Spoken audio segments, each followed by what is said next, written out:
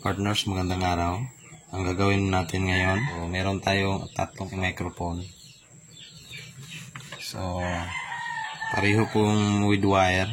So, mga ganitong microphone, madalas po magka-problema kapag grounded o humming yung problema. So, number one po magka-problema dyan yung socket. Pangalawa, yung plug, baka shorted yung linya. Pangatlo, yung mismong wire.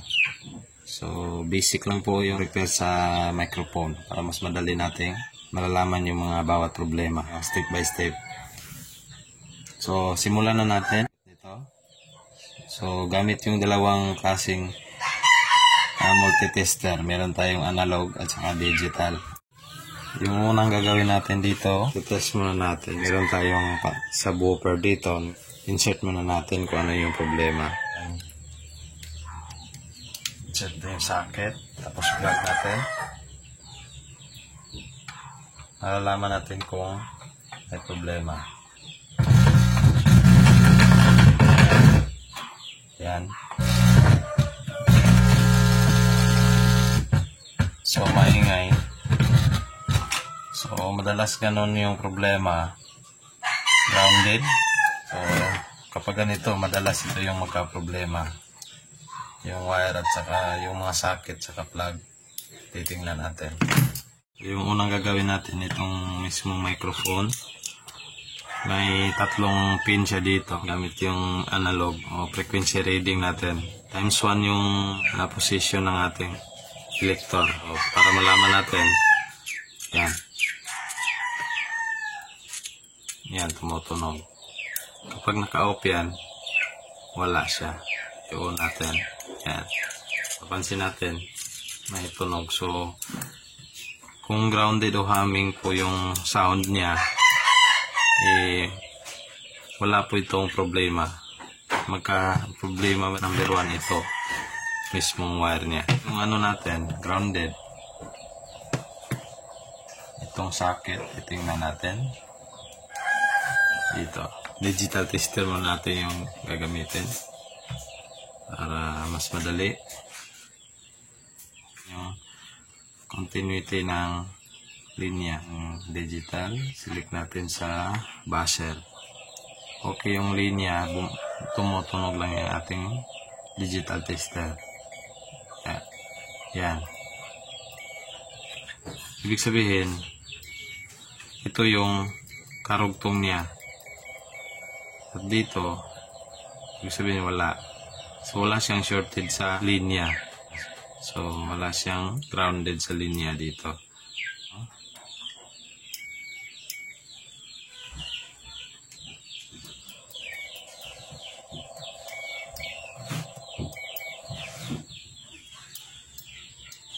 Yan, mawawala.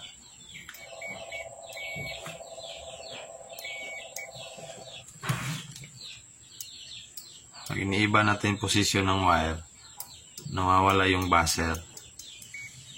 Yan. Ganyan. Nawawala yung buzzer. So, baka yung mga strands ng wire niya inaputulan o nawawala yung ibang linya. Kaya hindi kompleto nakukunik. Yan. Nawawala yung buzzer. Yan. Kasi kung okay yung linya, consistent yung tunog ng ating digital buzzer, no? Yan. Dito, minsan wala. Yan. Yan. So, ibig sabihin, itong sa ground niya na linya, may problema. So, baka dito lang. Yan. So, baka may problema lang dito. So, try natin to i-cut. Tapos, idugtong natin. Putulan natin ng wire ito. Baka dito lang. Kasi madalas kung gagamitin yung microphone na ganon, nagka-problema yung ibang strands ng ground wire niya. Kasi ground lang yung nawawala. Diba? So, yun. So, kung minsan nagbabuzzer siya, tapos minsan wala. Hindi consistent yung contact niya sa kanyang ground wire. So, putulan natin at idugtong natin.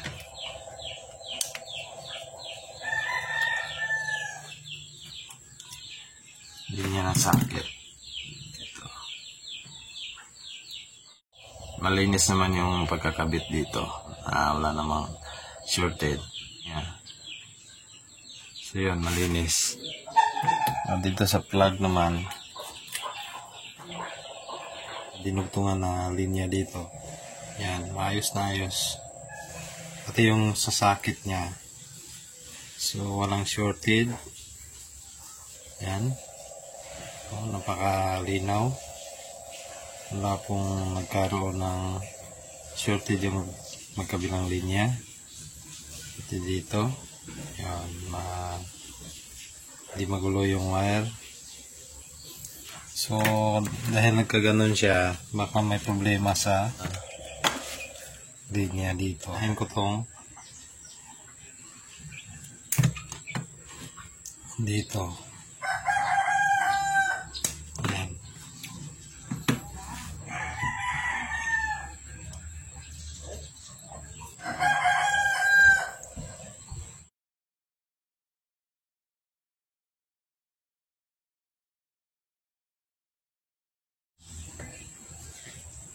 Try natin kung maayos na ba yung contact niya. Buzzer natin.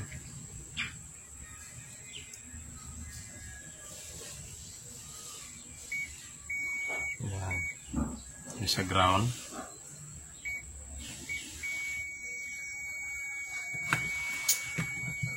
Yan. Consistent na yung contact niya. So, try natin dugtong.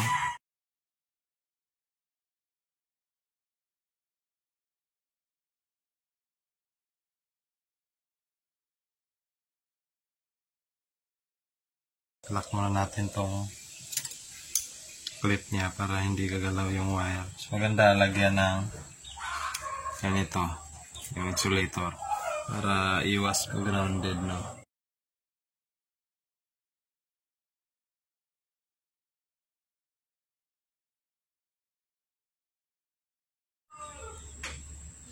Yun, iayos na.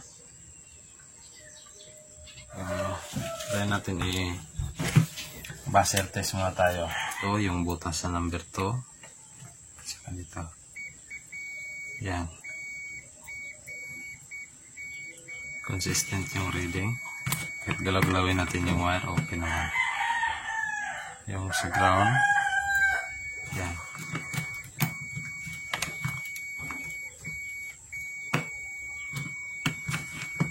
Okay, so try natin. Power up natin ang ating subwoofer.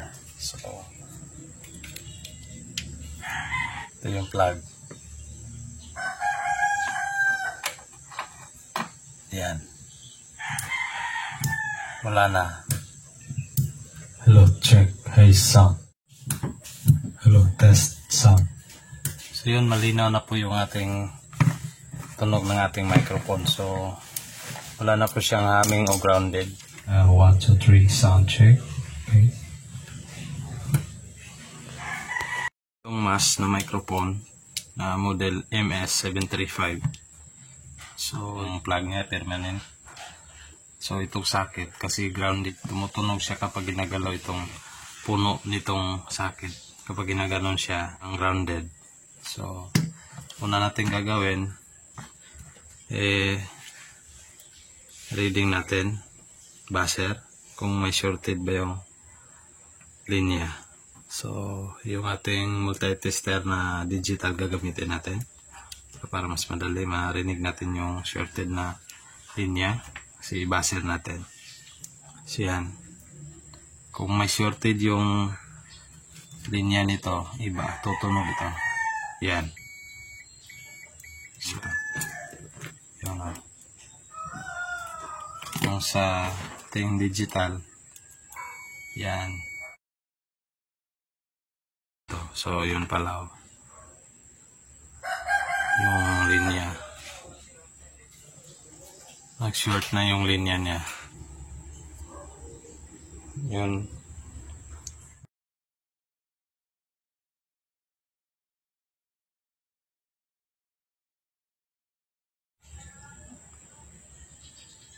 So yung butas dito na number 1 saka number 3, kadugtong po yan. So makikita natin, kabitan ng ground.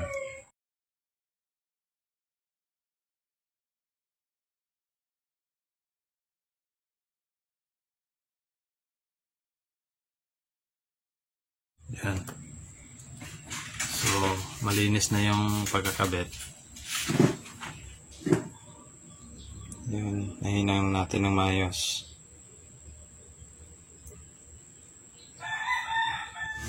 So test riding natin kung may shorted pa ba. Yan, kanina shorted ito, bumabasa. Ayan, wala na. Wala na. Yan. So maayos na. Ayan natin. Okay, lagyan mo natin ng screw para stable na yung connection niya. Yan. So yan. Hello, check sound. So okay na. So ayos na yung mass na model number MS735. Yan. So itong Shure yung last natin. Mga partners yung Shure na brand. Ito yung napakaluma na. So hindi natin ma-testing kasi sira yung socket, no? I-test natin yung voice coil. Yung ano natin, times 1 pa rin, resistance. Yan, good. Yan, tumutunog. Good yung voice coil. Yeah. Itong kanyang wire, kung may shorted ba, buzzer natin. Yan, shorted.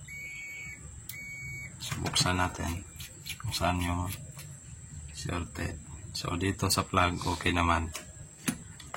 Sa kanyang socket, tingnan natin sa loob.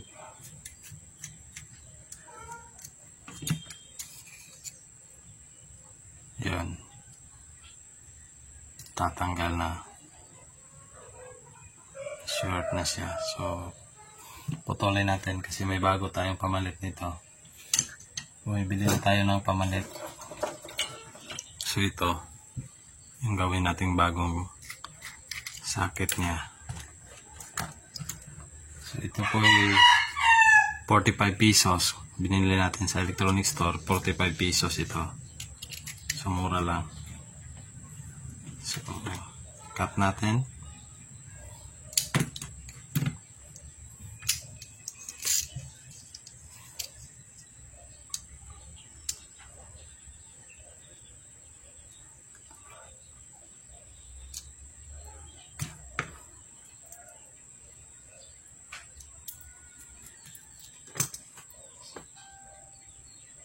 Pati dito ayusin natin itong wire dito sa kanyang plug kasi may napuputol na yung ibang strands. So nawawala na yung short kanina, yung nagbabaser.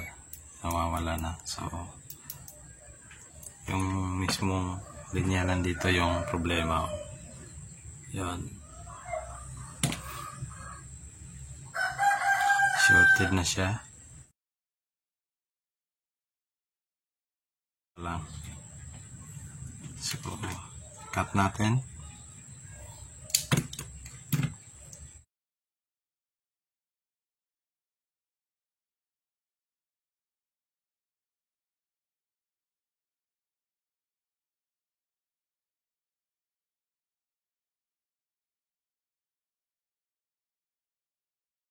So, itong socket na ito, walang screw. So, kung ano lang natin, ito, i-push lang natin ito, tapos i-diin natin itong sa kanyang ilalim. Ito, i-diin natin, tapos lalabas na ito. Yan.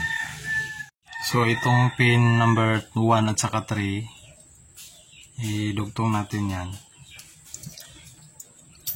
Yan. Makita natin yung 1 at saka 3, itong part na ito. Sa ground po yan. Yung 1 at saka 3.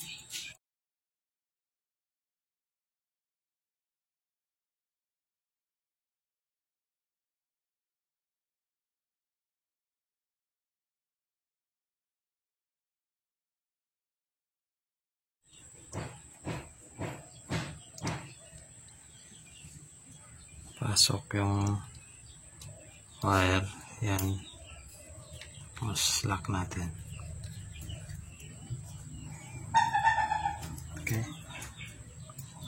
Tapos dito, ayusin natin to. So, yung plug.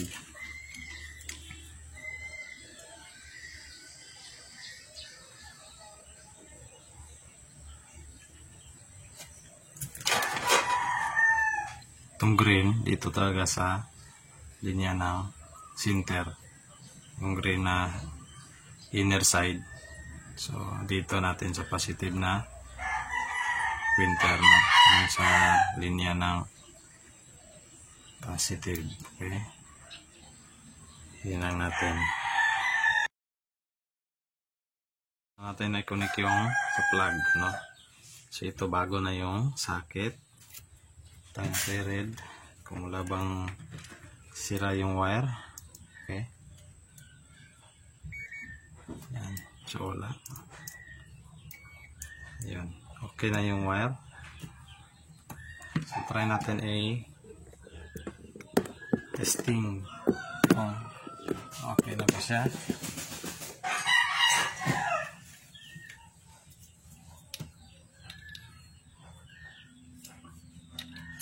Yan. So,